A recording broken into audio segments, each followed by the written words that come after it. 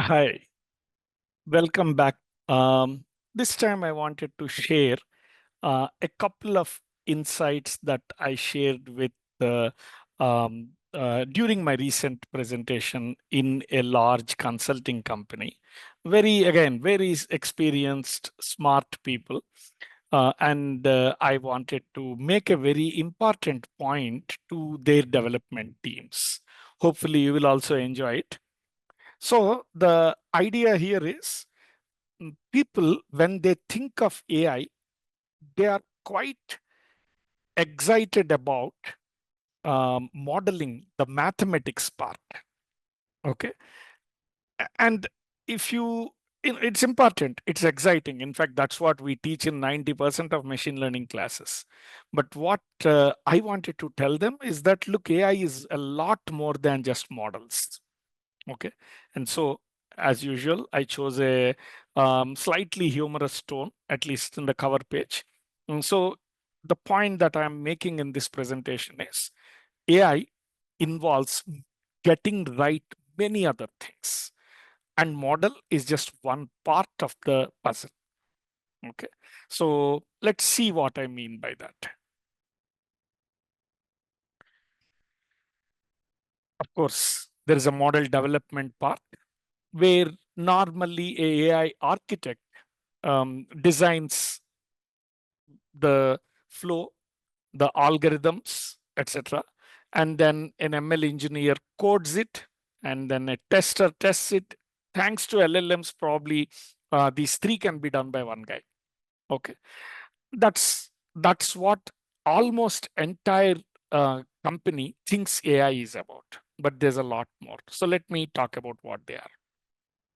The very first step is problem identification.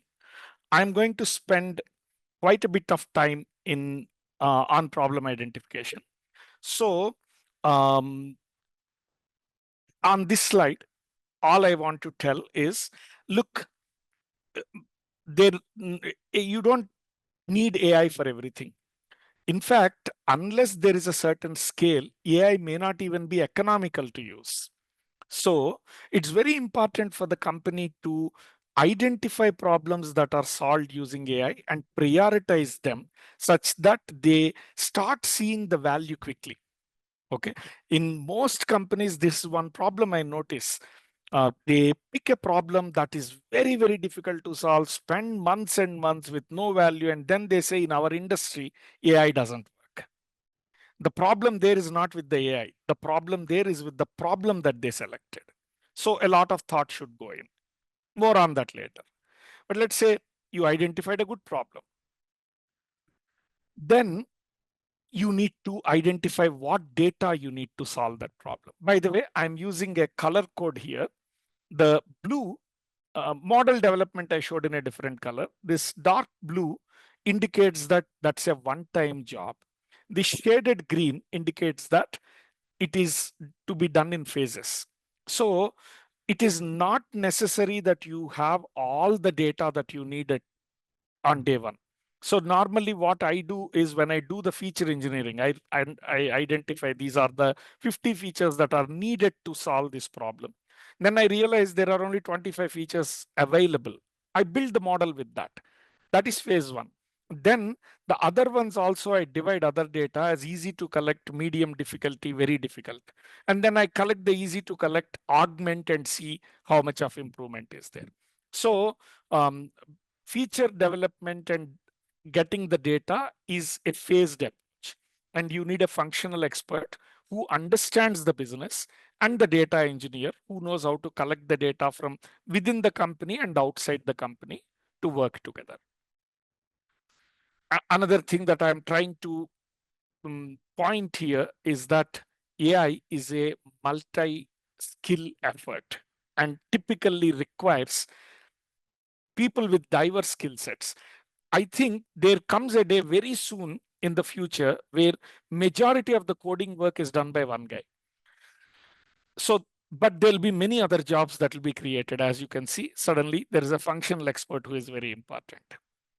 Then performance benchmarks. Again, here, there are two types of performance. One is the simple server system performance. Hey, what is the latency? What is the energy that is consumed? What is the carbon output and all that stuff?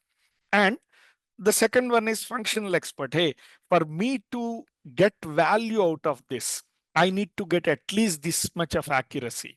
And this is how it should be aligned with much business. I have to save this much. I have to earn this much extra. So performance benchmarks are a combination of functional expertise and engineering expertise. And in fact, this is getting tougher in the world of Gen AI, because if I'm predicting something like tomorrow Google stock will be X, I'm either right or wrong, and I am right by wrong by a percentage. But if I generate a paragraph um, explaining or summarizing a document, there's nothing absolutely right or wrong there, and it's very difficult to measure that. You think about it, right? So performance benchmark is a very complex process, and it's getting more complicated now. And nowadays, it's not a number, it's a whole framework that you need to put together to just measure the performance.